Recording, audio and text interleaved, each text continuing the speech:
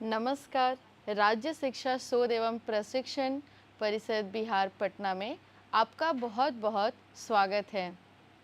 तो चलिए बच्चों, आज हम पाठ्य पुस्तिका पर्यावरण और हम कक्षा 5 से एक नए पाठ की ओर चलेंगे और हम उस पाठ को पढ़ेंगे। उस पाठ का नाम है रायपुर वाले चाचा की शादी। तो चलिए हम सभी मिलकर के इस पाठ को एंजॉय करते हैं। जैसा कि बच्चों आप स्क्रीन के ऊपर देख रहे हैं, तो हम अब इसे पढ़ेंगे और सुनेंगे। कल की कक्षा के लिए सुखदा अपनी किताब कॉपियां सहेज रही थी। अमन दौड़ता हुआ कमरे में आया और बोला, दीदी दीदी जल्दी चलो, आंगन में दादाजी शादी में जाने की बातें कर रहे हैं। सुखदा के परिवार के सदस्य आंगन में बैठकर बातें कर रहे थे। अमन और सुखदा भी ध्यान से उनकी बातें सुनने लगे। तो इसमें कह रहा है कि अमन और सुखदा कौन हैं? ये दोनों भाई बहन हैं। और जैसे ही अमन ने सुना कि उसके घर वाले, उनके परिवार वाले आपस में बातें कर रहे हैं, तो वह अपनी दीदी को बुलाने गया और बुलाकर लेकर आया और फिर वे सभी मिलकर के जो वहाँ पर बातें हो रही थी सुनने लगे। तो चलिए बच्चों, आगे की कहानी की ओर हम चलते हैं और फिर इस कहानी में क्या हुआ हम उसे जानेंगे। दादाजी कहते हैं, बड़े भैया का पत्र आया है। हम सभी को इसी महीने रवि की शादी में रायपुर जाना है। बच्चों के स्कूल में भी गर्मी की छुट्टियां होने वाली है। लौटने में करीब 10 दिन लग जाएंगे। हम सभी को जाने की तैयारी में जुट जाना चाहिए। ठीक है बच्चों, यहाँ दादाजी कहते हैं बड़े भैया का पत्र आया है। इसका मतलब हुआ दादाजी के बड़े भाई, ठीक है, यानी कि अमन और सुखदा के परदादाजी। उनके यहाँ से एक पत्र आया और जिसमें लिखा था कि रायपुर वाले चाचा की शादी में जाना है। तो चलिए हम इसके बारे में फिर से जानेंगे कि आगे क्या हुआ। जैसा कि आपने स्क्रीन पर देखा कि दादाजी के पास एक लेटर आया जिसमें लिखा गया था कि रायपुर जाना है, रायपुर वाले चाचा की शादी में। ठीक है, तो बच्चों आप भी कहीं घूमने गए हैं क्या? जैसे आप अपने स्कूल के तरफ से या आप अपने परिवार के साथ किसी अन्य शहर भी गए हैं? तो अगर आप गए हैं तो आप अपने अनुभव को लिखेंगे। भ्रमण किए गए स्थान का नाम आप अपने विद्यालय के द्वारा या परिवार के द्वारा, परिवार के साथ अगर किसी अन्य शहर गए हैं तो उन शहर का आपको नाम लिखना है। साथ गए परिवार के सदस्यों, दोस्तों के नाम, मम्मी पापा और भाई बहन, यानी कि आप अपने परिवार के सदस्य किन के साथ गए, या फिर हो सकता है कि आप अपने दोस्तों के साथ गए हों तो आप उन दोस्तों के नाम लिखेंगे। मम्मी पापा और भाई बहन, इनके आप नाम लिखेंगे। एक और है यात्रा का साधन। आप किस चीज़ से, बस या ट्रेन से आपने यात्रा किया, और इसके बारे में लिखेंगे। बस या ट्रेन या अदर किसी भी साधन का नाम आप लिख सकते हैं। इसके बाद तुमने क्या क्या देखा, आपने वहाँ गया, आप जिस भ्रमण वाले स्थान पर गए आपने वहाँ क्या क्या देखा, आप इसके बारे में भी लिखेंगे। और तुम्हें सबसे अच्छा क्या लगा। तो बच्चों आप इसको करके आएंगे। जैसा कि आपने अभी यहाँ पर एक कार्य को देखा, आप इसे करके लाएंगे। अब हम देखेंगे सुखदा और अमन के घर में आगे क्या हुआ। तो चलिए आप देखेंगे यहाँ सामने, सुखदा के पिताजी, कल मैं कार्यालय से लौटता हुआ पटना से रायपुर की आरक्षित टिकटें लेता आऊँगा। गांव से पटना तक हम सब बस से जाएंगे। दादाजी ने आगे बताया, दोनों बहुएं शादी में दिए जाने वाले कपड़े और उपहारों की तैयारी कर लेंगी। सर्वजीत, तुम गाय बछड़ों के चारे और घर के अन्य कार्यों की तैयारी के बारे में रामदीन को समझा देना। सुखदा और अमन, तुम दोनों दादी और माँ को सामान रखने सहेजने में मदद करना। इस प्रकार दादाजी ने सबके काम बांट दिए। तो सुखदा के पिताजी ने क्या बताया वह आपने देखा यहाँ कि उसके पिताजी ने कहा कि जब मैं कार्यालय से लौटता हुआ आऊँगा तो मैं रिजर्वेशन टिकट लेते आऊँगा। ठीक है, आरक्षित को आप रिजर्वेशन कह सकते हैं। तो आरक्षित टिकटें लेता आऊँगा, ये पिताजी का काम था। इसके बाद आपने देखा कि दादाजी ने घर के सदस्यों को और किन किन कामों की जिम्मेदारियां दे दी। अब हम आगे बढ़ेंगे और देखेंगे कि इस कहानी में और क्या हुआ। रायपुर जाने की तैयारी में परिवार के सदस्यों की कौन कौन सी जिम्मेदारियां हैं। सबसे पहले आप देख रहे हैं दादाजी, यानी कि दादाजी का कौन सा काम था, उन्होंने अपने लिए कौन से काम को चुना। इसके बाद दादी जी के लिए क्या काम, सुखदा के पिताजी, माँ, सुखदा के काका जी, चाची, रामदीन चाचा, अमन और सुखदा। तो चलिए बच्चों, हम एक एक करके इनके जिम्मेदारियों को हम जानेंगे। तो सबसे पहले है दादाजी, इन्होंने अपने लिए कौन से काम को चुना, हम उसे देखेंगे। दादाजी का काम था सभी को काम देना, यानी घर के जितने भी सदस्य हैं उनको काम की जिम्मेदारियों को बांट देना। अब हम दादी जी के काम को देखेंगे। सामान को देखना और सहेजना, सुखदा के पिताजी। चलिए अब हम इनके कार्य को भी देखेंगे। तो सुखदा के पिताजी की जिम्मेदारी थी आरक्षित टिकटें लेकर आना। माँ, कपड़े और उपहार की सारी तैयारियां करना। सुखदा के काका जी, गाय बछड़ों के चारे और घर के अन्य कार्यों के बारे में समझाना। चाची, शादी में देने वाले कपड़े और उपहार की तैयारी करना। रामदीन चाचा, सभी लोगों के रामपुर जाने के बाद घर को संभालना। अमन और सुखदा, दादी और माँ के कामों में मदद करना।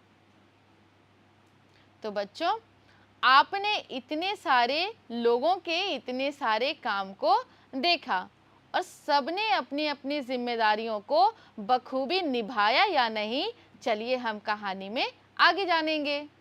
अमन के दादाजी ने पूछा, बड़े दादाजी इतनी दूर। अमन ने दादाजी से पूछा, बड़े दादाजी इतनी दूर रायपुर में क्यों रहते हैं। दादाजी कहते हैं, हाँ बेटे, तुमने सही सवाल पूछा है। दादाजी ने अमन और सुखदा को अपने पास बैठाया और उन्हें अपने बचपन की बातें बताने लगे। सुखदा और अमन दादाजी के बिस्तर पर बैठकर परिवार की कहानी बड़े चाव से सुनने लगे। बच्चों, जैसे आप लोग कहानी सुनने में बहुत ही इंटरेस्ट रखते हो ना, वैसे ही अमन और सुखदा भी अपने दादाजी के बचपन की कहानी को सुन रहे थे। तो उन्होंने क्या कहा, अब हम इसे सुनेंगे। दादाजी ने बताया, जब मैं छोटा था तब यहीं गांव में बड़े भैया, दीदी और माँ पिताजी हम सब साथ साथ रहते थे। हम भाई बहन साथ खेलते और पढ़ते थे। दादाजी, मैं और भैया, यानी तुम्हारे रायपुर वाले बड़े दादाजी, खेती बाड़ी के कार्यों में भी अपने पिताजी का हाथ बटाते थे। तो आपने यहाँ पर देखा कि दादाजी ने बचपन की कौन कौन सी बातों को बताया। अब हम इस कहानी में और आगे चलते हैं, फिर देखते हैं। कुछ दिनों बाद बड़े भैया को रायपुर में नौकरी लगने की चिट्ठी आई। जानती हो सुखदा, तुम्हारे परदादाजी चाहते थे कि हम दोनों भाई गांव में ही रहकर खेती बाड़ी में उनकी मदद करें, परंतु उन्होंने बहुत सोच विचार कर बड़े भैया को नौकरी के लिए रायपुर जाने की अनुमति दे दी। तो बच्चों, अब हम यहाँ और देखते हैं कि क्या हुआ। और आप दादाजी? अमन ने पूछा। उसके मन में ये सवाल आया कि बड़े दादाजी को तो अनुमति मिल गई रायपुर जाकर के नौकरी करने की। फिर अमन पूछता है, और आप दादाजी? तब दादाजी ने हंसते हुए कहा, मैं तो तुम्हारे जैसा छोटा था और पढ़ाई कर रहा था। भैया रायपुर नौकरी करने चले गए, मैं यहीं पढ़ाई लिखाई कर खेती बाड़ी में पिताजी का हाथ बटाने लगा। कुछ दिनों बाद भैया और दीदी की शादी इसी गांव में हुई और शादी के बाद भैया भाभी के साथ रायपुर चले गए और मेरी दीदी अपने ससुराल। बरौनी वाली बुआ को तुम जानते ही हो।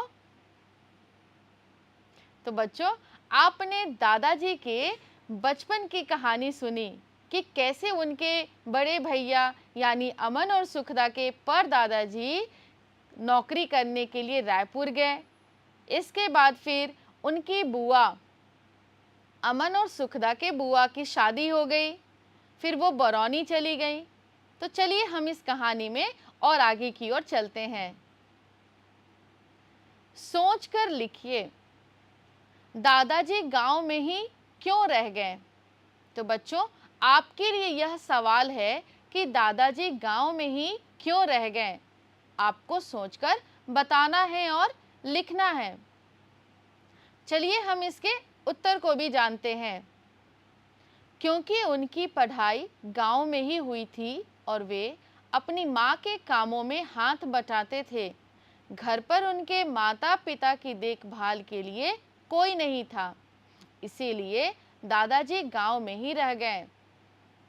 तो बच्चों, हम दूसरे सवाल की ओर चलते हैं और देखते हैं दादाजी के भैया को गांव क्यों छोड़ना पड़ा।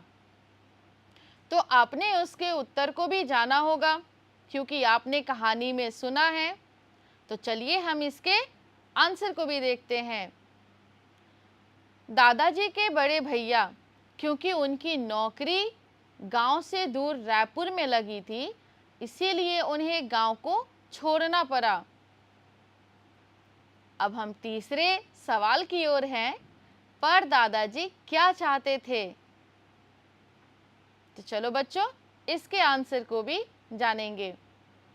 पर दादाजी चाहते थे कि हम दोनों गांव में ही रहकर खेती बाड़ी में उनकी मदद करें।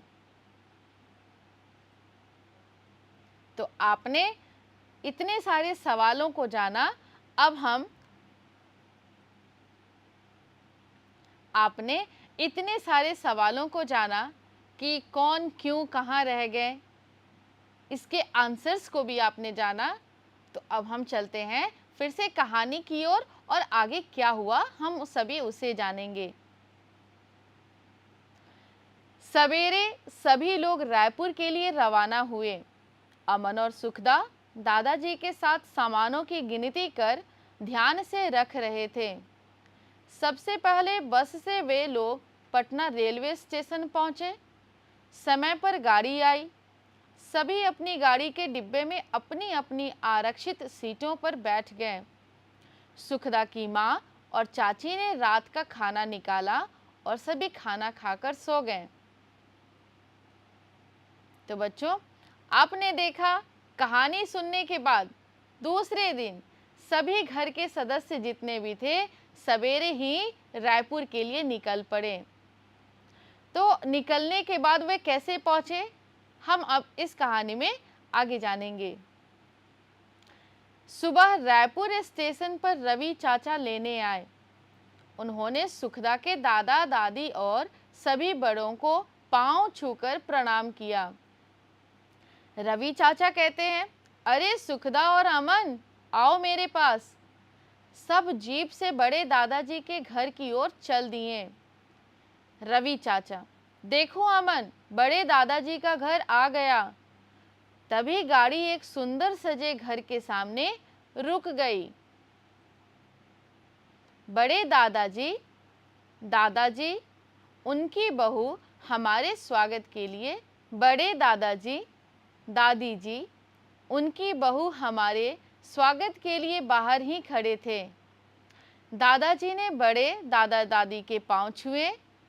पिताजी, चाचा, माँ, चाची ने भी उनको पांव छूकर प्रणाम किया। बच्चों ने सभी बड़ों को प्रणाम किया। बड़ी दादी की आंखों में खुशी के आंसू छलक आए। तो आपने देखा कि सब बच्चे और घर के जितने भी सदस्य थे वो सभी बड़े दादाजी के घर पहुंच गए। उनके स्वागत के लिए कितने सारे लोग थे। फिर बच्चों ने भी बड़ों के पैर छुए, प्रणाम किए और फिर वे सभी घर के अंदर की ओर प्रवेश किए। अब हम इसके बारे में नए नए और भी बातों को जानेंगे, तो चलिए मिलकर जानते हैं। बताइए, सुखदा के परिवार ने रायपुर यात्रा के लिए किन किन साधनों का उपयोग किया? तो चलिए हम इसके आंसर को जानेंगे। सुखदा के परिवार ने रायपुर यात्रा के लिए जीप, रेलगाड़ी और बस का उपयोग किया। बड़े दादाजी के घर को सुखदा ने कैसे पहचाना? बड़े दादाजी का बड़ा सा घर और सुंदर सजा हुआ देखकर पहचाना। सुखदा के परिवार से मिलने के लिए बड़े दादाजी के घर के कौन कौन लोग खड़े थे? सुखदा के परिवार से मिलने के लिए बड़े दादाजी, उनकी बहू बड़ी दादी जी भी खड़े थे। बड़ी दादी की आंखों में आंसू क्यों आ गए? बहुत सालों बाद अपने सभी परिवार वालों को एक साथ देखकर उनकी आंखों में खुशी के आंसू आ गए। तो बच्चों, आपने इतने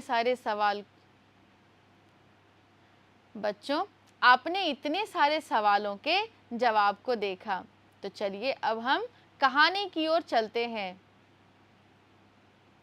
सुखदा ने देखा रायपुर वाली चाची ने सलवार फ्रॉक पहनी थी, जबकि उसकी माँ ने साड़ी पहन रखी थी। रवि चाचा सामान को संभालकर अंदर रख रहे थे। शाम तक तो बड़े दादाजी का घर मेहमानों से भर गया। बरौनी वाली बुआ, फूफा जी और उनकी बेटी गुड़िया भी आई। अरे सुखदा, तुम कब आई? चलो अब तो बड़ा मज़ा आएगा। अमन का हाथ पकड़वे दोनों तेजी से बाहर दौड़ गई। चलो हम लोग रवि चाचा से बातें करें, सुखदा ने कहा। तीनों बच्चे रवि चाचा के पास आए। सुखदा ने कहा, रवि चाचा, आप हमें होने वाली चाची की तस्वीर दिखाइए ना। गुड़िया ने कहा, आपने चाची को देखा है? कैसी है वो? रवि चाचा, अरे अरे, एक बार में इतने सवाल। बच्चों, तुम जानते हो मैं और तुम्हारी होने वाली चाची एक साथ ही काम करते हैं। भोपाल में हमने साथ साथ पढ़ाई भी की है। दीदी के पास उनकी तस्वीर भी है, तुम उनसे लेकर देख सकते हो। बच्चे बुआ जी के पास दौड़कर पहुंच गए। बुआ जी माँ और चाची को तस्वीर दिखा रही थी। बच्चे ने भी चाची का फोटो देखा। अरे कितनी सुंदर है हमारी होने वाली चाची, सुखदा ने कहा। बड़ी दादी बता रही थी कि चाची का नाम सुरोधिता है, वे बंगाली परिवार की है। बड़े दादाजी ने बताया कि इनका परिवार वर्षों पूर्व पश्चिम बंगाल से आकर रायपुर में बस गया था। तब तो बढ़िया है, चाची से हम बंगला भी सीख लेंगे, सुखदा ने कहा। सुबह सुबह आंगन में रवि चाचा को उबटन लगाया जा रहा था। घर की औरतें मंगल गीत गा रही थी। शाम को बारात जाने की तैयारी हो रही थी। बड़े दादाजी आंगन में आकर बोले, शाम 6 बजे बारात निकलेगी। घर की औरतें भी बारात में जाएंगी। सभी लोग समय पर तैयार हो जाएं। सुखदा सोच रही थी, अपने गांव की बारात में तो औरतें नहीं जाती, ऐसा क्यों? चाचा ने बताया, हर जगह के प्रचलन अलग अलग होते हैं। बारात कन्या पक्ष के यहाँ पहुंच गई। कन्या पक्ष के लोगों ने फूलों की माला पहनाकर बारातियों का स्वागत किया। सभी को एक सुंदर सजावट वाले पंडाल में बैठाया। बड़े दादाजी और दादाजी धोती कुर्ता और पगड़ी में बड़े जच रहे थे। धोती कुर्ता में सजे रवि चाचा अपने दोस्तों के साथ पंडाल में आए। सुखदा, गुड़िया और अमन घूम घूम कर सजावट देखने लगे। सुखदा ने कहा, अरे गुड़िया, देखो यह शादी का मंडप थर्मोकोल से बना हुआ है, पर यह बड़ा ही सुंदर है। हमारे गांव में तो मंडप कच्चे बांस, केले के पेड़ और रंग बिरंगे कागजों से सजाते हैं। तो बच्चों, आपने अभी तक कहानी में बहुत सारी बातों को जाना। तो चलिए हम आगे की ओर चलेंगे और कुछ नई नई बातों को भी जानेंगे और आपसे भी सीखेंगे और सुनेंगे। बताइए, सुखदा को शादी के मंडप की सजावट में अपने गांव की तुलना में क्या-क्या अंतर दिखा? तो चलिए अब हम इसके आंसर को देखेंगे। सुखदा की शादी की मंडप की सजावट में बहुत अंतर लगा। गांव का मंडप केले के पेड़, पत्ते, कच्चे बांस और रंग बिरंगी कागजों से बना होता है, जबकि रायपुर में मंडप थर्मोकोल का बना हुआ था। आपने देखा, गांव और शहर इन दोनों जगह के शादियों वाला मंडप में कितना ज़्यादा अंतर होता है। अब हम आगे बढ़ेंगे और फिर आगे की जानकारी को देखेंगे। एकाएक हलचल बढ़ गई। होने वाली चाची को पीढ़े समेत उठाकर 2-4 लड़के मंडप की ओर बढ़े आ रहे थे। चाची बड़ी सुंदर लग रही थी। घर की महिलाएं विशेष ध्वनि के साथ शंख बजा रही थी। बाद में सुखदा की मां ने बताया कि बंगाल में शुभ कार्यों के समय उलू उलू ध्वनि तथा शंख ध्वनि करने की प्रथा है। तो बच्चों, आप इसमें देख रहे हैं कि होने वाली चाची को कैसे लाया गया मंडप के पास तक पीढ़े समेत, यानी हमारे घरों में जो बैठने की चीज़ें होती हैं मचिया के जैसा, उसे हम पीढ़ा कहते हैं, और उसकी होने वाली चाची को पीढ़े समेत बैठा करके 2-4 लड़कों ने मंडप की ओर लाया और फिर उसकी चाची बहुत ही सुंदर लग रही थी। फिर हम देखेंगे कि मंडप तक आने के बाद आगे का कार्यक्रम क्या हुआ। मुझे तो भूख लग रही है दीदी, अमन ने धीरे से कहा। सुखदा, थोड़ी देर ठहर जाओ अमन, सब एक साथ खाएंगे। तभी एक महिला बच्चों को खाने के टेबल पर ले गई। थैंक यू आंटी, सुखदा ने विनम्रता से कहा। गपशप, खाना पीना और खेल कूद में आधी रात हो गई। अमन और सुखदा की आंखें नींद से भारी हो रही थी। जल्द ही सभी बच्चे और दादी घर लौट आए और सो गए। सुबह रवि चाचा और चाची एक सुंदर सी गाड़ी में आए। सुखदा के पिताजी ने बताया कि फोटोग्राफर आएगा और अपने परिवार के सभी सदस्यों का समूह फोटो लिया जाएगा। मकान के सामने वाली खाली जगह पर पहले एक दरी बिछाई गई और फिर कुछ कुर्सियां लगाई गई। फिर परिवार के सभी सदस्यों का एक समूह फोटो लिया गया। सुखदा सोच रही थी, दादाजी और बड़े दादाजी के परिवार के सभी सदस्य एक साथ ऐसे पारिवारिक आयोजनों पर ही मिल पाते होंगे। इस फोटो की एक प्रति मैं भी अपने पास रखूंगी।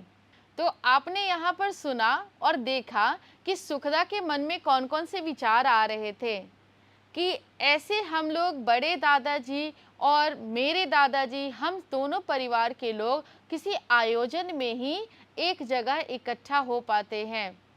तो मैं भी इसकी एक प्रति यानी एक फोटो मैं भी अपने पास रखूंगी। तो चलिए बच्चों आगे चलते हैं। रायपुर में सुखदा ने शादी में क्या क्या देखा, अपने शब्दों में लिखिए। तो बच्चों यह आपके लिए सवाल है।